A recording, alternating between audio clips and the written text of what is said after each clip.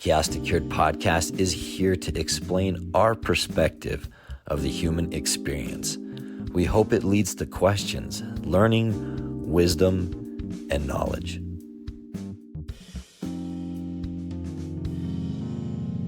Welcome to Chaos2Cured podcast. I'm here with my amazing co-host, Jeffrey Freed. We are going to talk about something that, for me, I'm really passionate about and extremely frustrated at how much I see when it comes to mental health in regards to this particular issue, and that's shame. So one thing that, Jeffrey, I know I had mentioned this to you before on the phone, and I thought this story was worth mentioning again. I was seeing somebody, I was watching a movie, and I'm trying to remember which one it was. Regardless, they got over cancer, which is a phenomenal thing. And when somebody, has a ongoing health battle and they defeat it, it's pretty common for people to go out and celebrate that accomplishment. They went to the doctor, right? If we just break down the steps. They went to the doctor. They found out what was wrong. And then when they find out what's wrong, there's sympathy and there's care. And then they find out the medication they need, the right treatment. And then when that treatment gives them their life back, there's a celebration. Now, that's what happens with physical health. With mental health, you get fear of going to the doctor. Now that happens with physical as well. But with mental health, all of the celebrations are gone. They don't exist. There is, in place of congratulations, you faced this, you figured out what's wrong, you're taking action. It's the person doesn't want to talk about it. The family's ashamed of it. An entire culture might be ashamed of it. And then when someone actually takes the effort to do all of the steps necessary to manage their unique issues that they face, and we all have struggles, then there isn't the celebratory, hey, I faced this, I'm taking medication, I'm getting better, I have my life back. To me, that is probably one of the biggest disconnects, and it shows how we still don't have a grasp on how important mental health is. Because I can tell you, without your mind, it doesn't matter if you have physical health. You need your mind.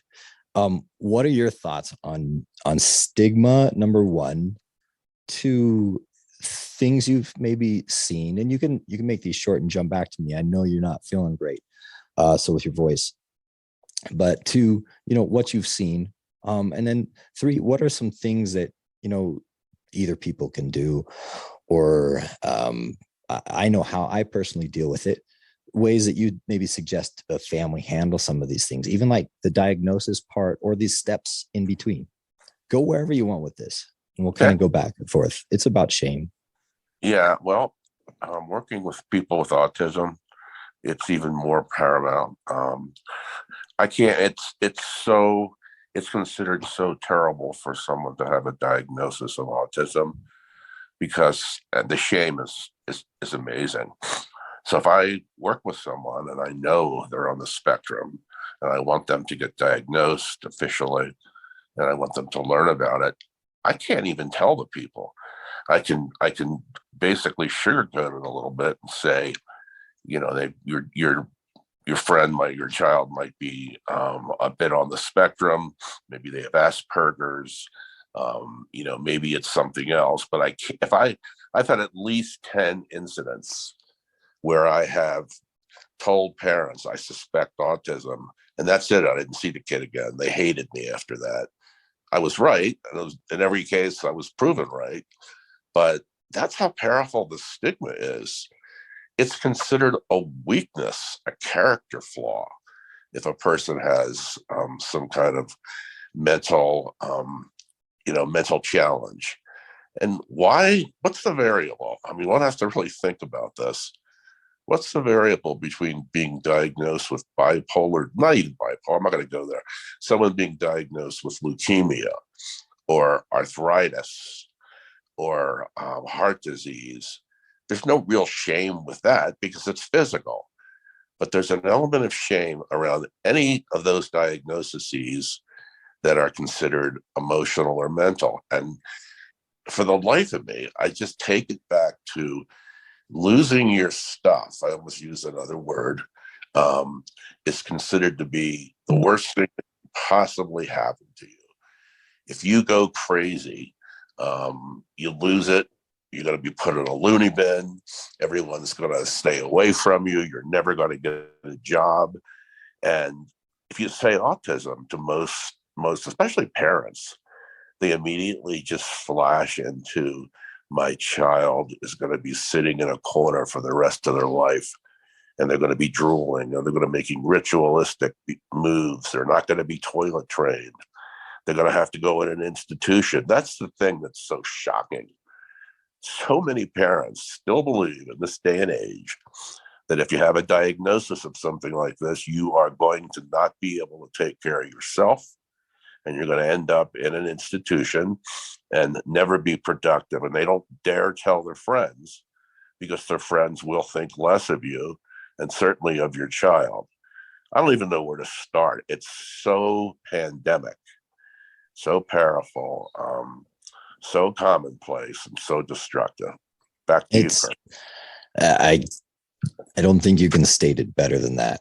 And for everyone that's listening, if you're a parent or brother or sister of someone who is diagnosed with anything, whether it's autism, with bipolar, OCD, anxiety. I mean, my goodness, my family, we have like everything. It's like, okay, somebody's got something. And it is shocking when you break it down. And there was just a real clear moment when I was watching the show and I saw that, and I'm like, why don't we celebrate when somebody is living a normal life and they have ADHD, and you know what, they're surviving in an environment that isn't conducive for their mental, I guess their strengths. So, I mean, if you have ADHD and you're stuck in a cubicle with people walking all over the place and sounds happening, I mean, that'd be horrific for me. So anytime I feel like people are out there and they're struggling with something, whether it's that or, to me, when you see people thriving and it is possible. So everybody listening, that's the key part. It's possible. We need to celebrate those steps. I think that's actually part of I think a key step to ending stigma and shame is celebrating the fact when we do the right things, we seek help, celebrate, congratulations. Good for you for looking for help. It's a horrible thing if you're working in any industry and you don't know what's wrong and it's a big project. If you don't go seek help and you wait till the end, it can set a company back billions. It's a big deal. And actually, it's a common thing for people to think it's bad to ask for help. No, it's really important. It's there is one thing that you did say that, and you brought up in regards to, not being able to talk about it. I've had the same exact experience with parents, and especially, working with children when they're young, and especially not, being in a place where I can say or diagnose. I have no medical expertise to do so. I've worked with enough children, if you see hundreds, a week and over a long period of time. I was lucky enough, you and I both work with little ones up through when we see them go through college and stuff. So I get that kind of enjoyment. But when you see enough of them, you can kind of tell when I have one, he's a young man, amazingly talented, very bright, and just has no ability to stay focused for more than 3 or 4 seconds. And that's how the mom sees it, and that's how the parents see it, and that's how the teachers see it. So the mom is a really great mom, and she comes to me specifically, I think, because she asked questions like, what should I do? And one of the first things that I said, look, listen, they're going to tell you that he can't focus. I was like, and I asked, so I said, just tell me if I'm wrong on this. He can't focus. Yes, they said that. I was like, he's causing, disruptions. Yes. He's impulsive, right? Interrupts. If you just go down the list, right? And I can't say anything. And I know too, especially again, culturally, this individual in this particular culture, it is not okay to have a mental health issue whatsoever. It's just not okay. The family kind of almost disowns the individual, or it's kind of a dishonor. It's definitely not a Right. good thing. So I can't even give the hint. You know what? I would suggest, maybe seeking out cognitive behavioral therapy. I kind of have to coax it in terms of saying, guiding them in by saying, and honestly, the wonderful thing about doing this is that I just speak the truth. It's not a bad thing. He's hyper gifted in so many beautiful areas, and they need to focus on that. And you said earlier in a previous episode, and this has been a little bit of a mantra of mine since you said it. I love it, which is, focus on the effort, not the result. Focus on what they are, how hard they are working, how important it is for them to just keep going. And that was another thing you'd said, which was, as long as they never give up, right, they'll succeed. Right. So, the shame, as far as the fact we can't even really talk about it, and you do get blowback. So I know teachers often have a hard time, and I know psychologists and psychiatrists and MDs do not like doing this. Whether you're a PA, I don't mean to miss out on anybody in RN, all of the medical professionals. If you have to go and speak with a family member and it's part of your job to deliver news of a diagnosis, and it's related to mental health, it is absolutely terrifying to give that news. In fact, I think, and I've heard this, and I've been told this by some friends that work in the medical field. It's just as bad as telling somebody they're going to die, because they see it as a lifelong thing. It's the end of one current life. And that's how people view a diagnosis. Like you said, with autism, they'll cut it off. They don't want to hear it a lot of times. So the stigma is so strong, people can't even accept it.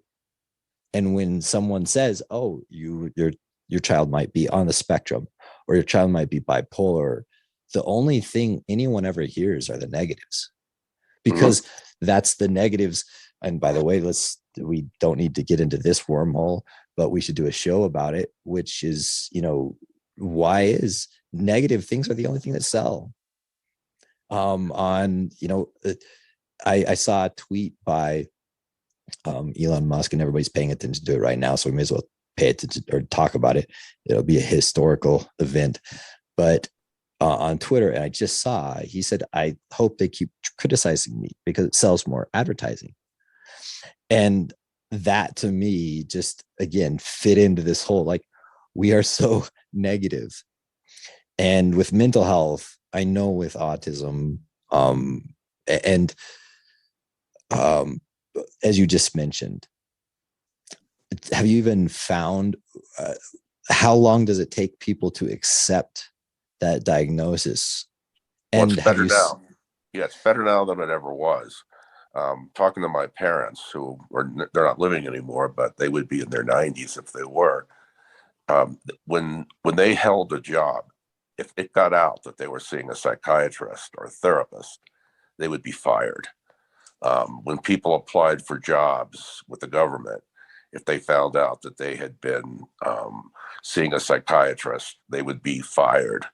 It's way better now, and that's because, well, number one, I think we have more mental challenges now because of our culture. People are a little bit less repressed now than they were then.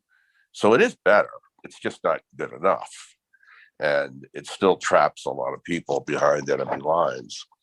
But I know that there are circles in this country where you can, I mean, it's almost a badge of honor to be seeing a therapist. It shows you're working on your problems Yourself. So it is getting better. It's getting better with depression and mood disorders, because I think most everyone's got one or a diagnosis of one, or it would seem so. But it's not with autism, and it's not with stuff like bipolar. It's those are considered to be serious. And schizophrenia, that's the other one. That one for sure. Yeah. There's no positive spin on that if you tell someone that that's what you suspect.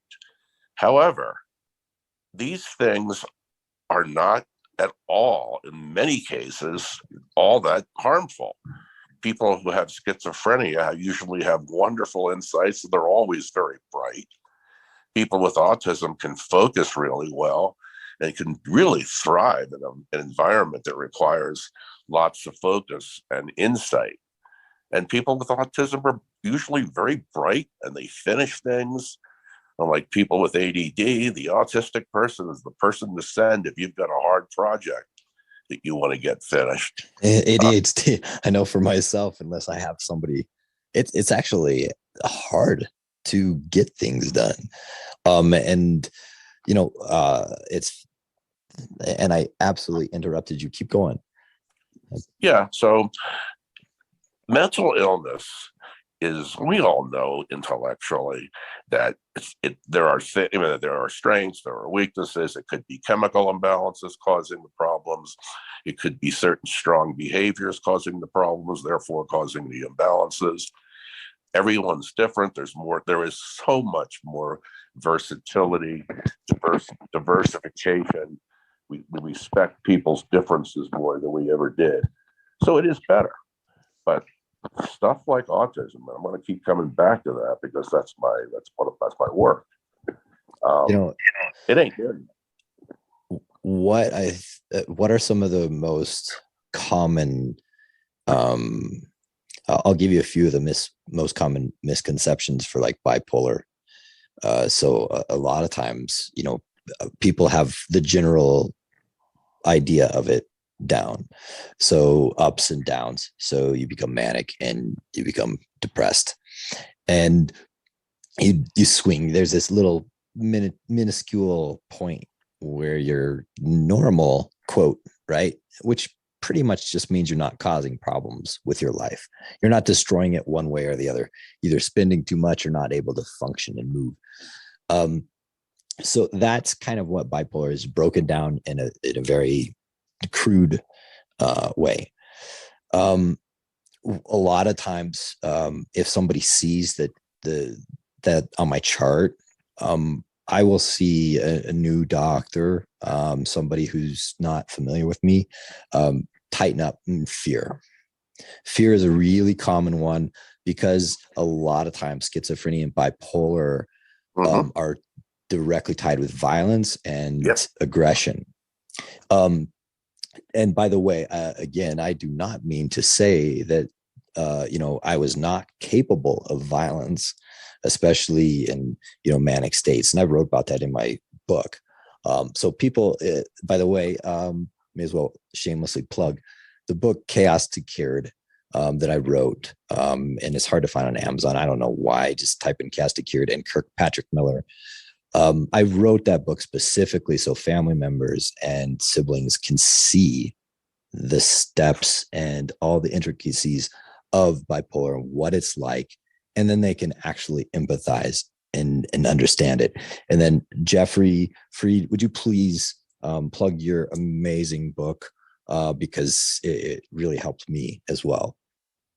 It's called Right-Brained Children in a Left-Brained World. Simon & Schuster, It was released in the late 1990s. It is on. You can get it pretty much anywhere. It's still Oh yeah. selling. It's an amazing book. And if you have a child with, I honestly want to be upfront. People with ADHD, absolutely, just a dead giveaway. Pick up that book, but also those who are dealing with autism. There's so many similarities, and a lot of the things that were in there are very visual. And the suggestions, they were very helpful for me. So take a look at it. So again, I put that stuff out there specifically so we could face some of these stigmas. The amount of stigma stuck on me for writing a memoir, oh my goodness, I can't go. I mean, think about it this way: this day and age, if again, we talked about this, we joked about this. I want to go on a date, so I'm on Match.com or Bumble or whatever somebody's using nowadays. They see who I am. I talk to them. They find out my name. All you have to do is type it in Google. My book pops right up. Then all you do is click on that, and you read about the horrific story in a lot of ways of what I was.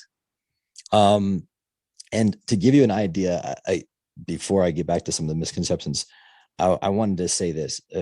If people really want an idea of the different or the amount of stigma around something like that, a lot of the people that I work with now have not known me in the past, and nor are they familiar with what I wrote. So I had a few people and they didn't even equate my name and the book, although they're working in that field. And then, so when one wonderful lady found out that I'd written it, she said no. She literally didn't even believe that was possible.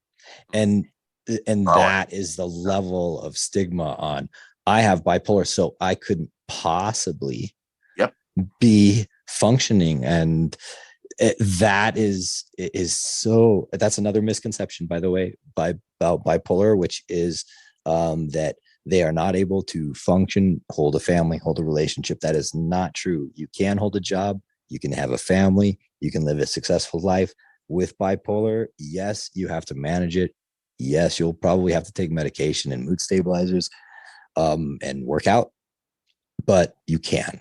So those are two of the huge misconceptions. What about some that you've seen for autism or any mental health issue?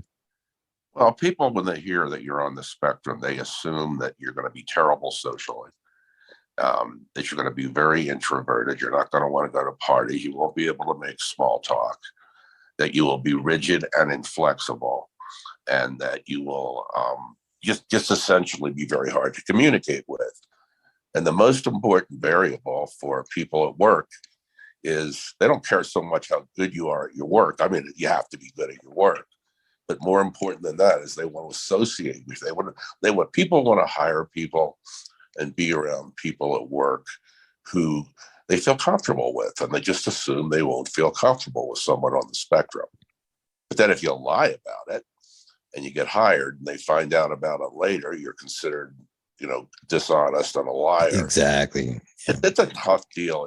It's to the point where the thing that's going to change it is the sheer numbers of people that manifest it. Autism was considered, when I mentioned my parents earlier, when they were, in their heyday in the 1960s or something. I mean, autism was considered to be very rare and esoteric. Now there are estimates as high as 15 to 20% of people that are on the spectrum.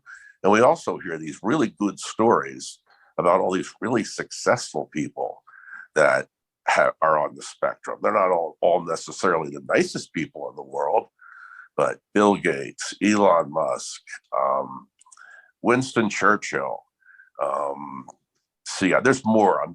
Edison. So many brilliant people, and they changed the world. So, and then there's TV. I love the fact that on TV now, I don't even care that if it's accurate or not. They're portraying people on the spectrum as in families and surviving. That's so good. Some of those shows where they have an autistic main character. That's what we need. That's I what love broke down that. racism. That's what broke down racism. You started seeing black and white people and Hispanic people together in social situations, and it worked. I don't know that they're necessary TV producers or movie producers are necessarily doing it for that reason, but it is one of the things that media does that actually makes things better. And I applaud movies like Rain Man. Okay, it's a stereotype. The guy seems really, really weird, but they showed his strengths. They showed Not his the weaknesses. Yes. yeah. I mean, that's what we need. So many people have it. So many people really run with it, and it's not a disgrace. It's just going to take time, Kirk. Well, I love, when we talk about, pointing out the strengths, we're not ever advocating ignoring the weaknesses. It's not about hiding behind the strengths. It's just about, looking at every time we have the opportunity to make a choice. Every moment we get to make a positive one or a negative choice. We can, if we drop something, we can think about it two different ways. Every single moment is an option. And if you break down the brain and to, like, I guess, compare it to a computer, which technically is accurate, we can train how we think. So that gets into neuroplasticity. So people listening, we'll do a show about neuroplasticity as well. But for me, I just wanted to be really clear. It doesn't mean that bipolar or some of these, or my OCD, there are great strengths that come with them, and I want to focus on those. But there are hardships that come along with it. There, for example, for my OCD, and I'm not super scared of germs, but certain things will get stuck in my head, and then they repeat, and it's hard to stop. So I was at the gym the other day, took a shower, and the floor is like kind of, gross. And so, I mean, my spot's all clean, but you have to walk to get to the lockers. Well, my feet are clean. I don't know what to do. And I'm like literally stuck there for like 5 or 10 minutes, like completely like unsure of what to do. And all I had to do is walk, right? So most people that are going to hear this won't understand that was like terrifying. I didn't know what to do. I didn't want to step forward. And again, I was objectively knowledgeable that this is absurd. I'm an adult male. I should be scared of like stepping on tile, right? It's silly. So I eventually pushed past it, just kind of forced my way through it. I knew I had to talk myself through it. I'll be like, it's okay. So I grabbed a towel. I grabbed a second one. I went back, cleaned off my feet again, and then just used the towel to walk across the floor. I looked ridiculous. I don't care. At this point in time in my life, I know that I have some quirks, but by embracing them and understanding that, we all have work to do on ourselves. My challenges might be a little more unique or compared to someone else's. It doesn't mean that they're unique.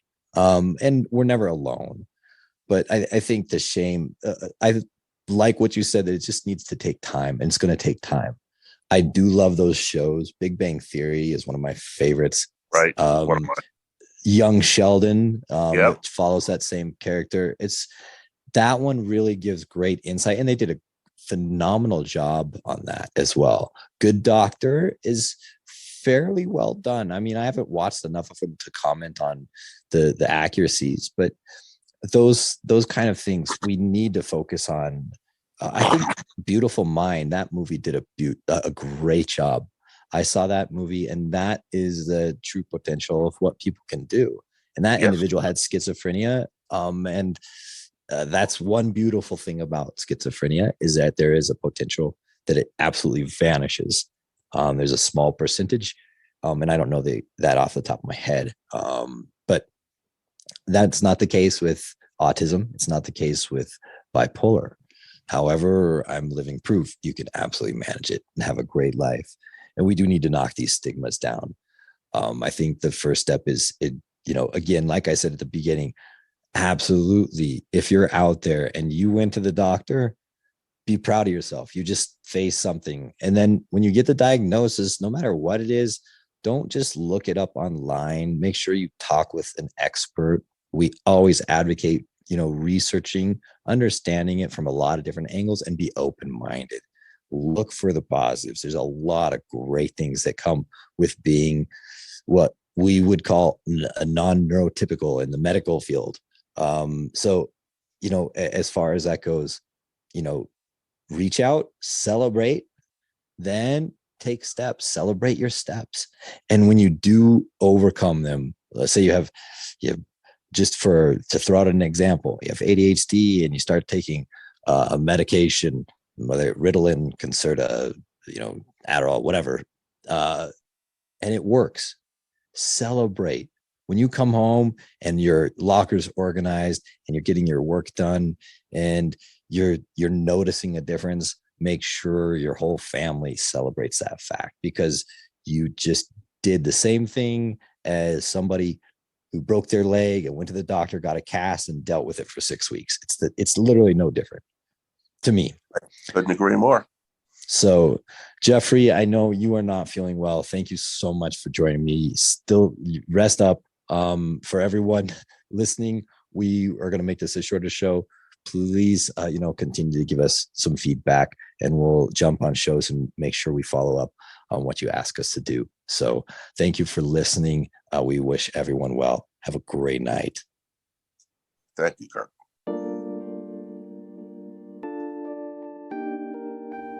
Thank you so much for listening to Chaos2Cured podcast. If you enjoyed the show, please share it with everyone you know, and definitely like, follow, and subscribe. Certainly leave a comment if you'd like. Let us know what you'd like us to talk about the next time. Also, in our show notes, there should be direct links where you can follow us on our social media, as well as reach out to us directly. Thanks again, and have a great day.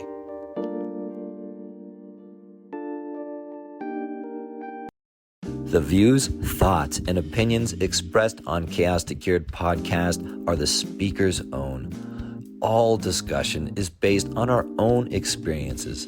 We do not and cannot guarantee the accuracy or completeness of any information.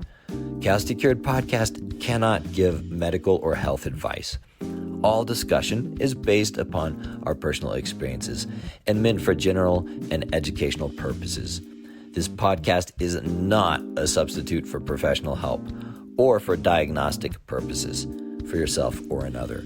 Chaos2Cured podcast always encourages you to consult an appropriate professional.